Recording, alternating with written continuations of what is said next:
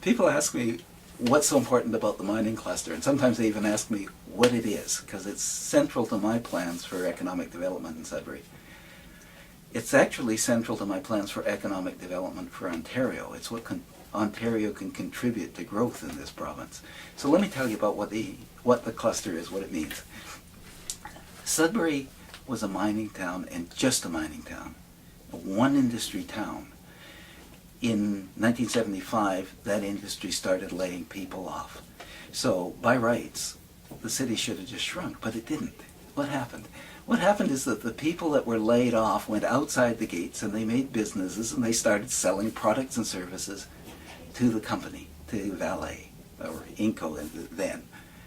They also started selling them in Timmins, and they started selling those services around the world.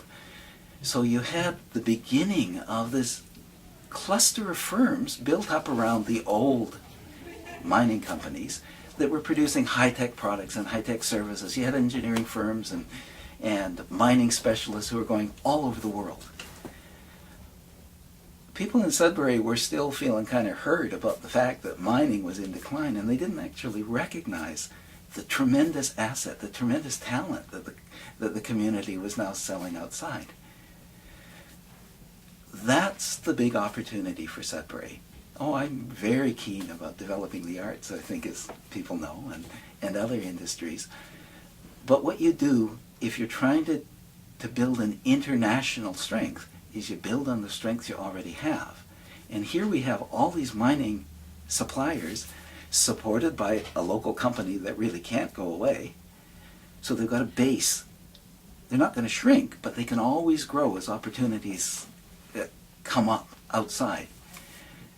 There are more opportunities around the mining supply sector, whether it's producing rubber belts or communication systems. I once had a list of 75 products that are produced here.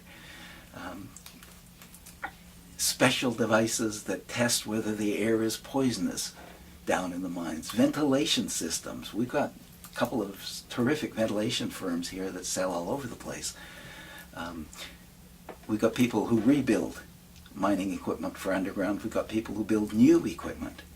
If you start going through the kinds of things that are produced here, you'd just be astonished. We've got people who produce special screwdrivers and hammers for miners. And those sell in other places. So we want to build around that. What hasn't happened yet is that we haven't actually organized the city politicians to promote that sector. We haven't used our strength to pull in researchers that are currently at Queen's or Toronto, not deeply engaged with the mining sector, and build Sudbury into the world's most successful mining cluster with mining, government, supply firms, research. We're on our way. That's what we've got to keep doing.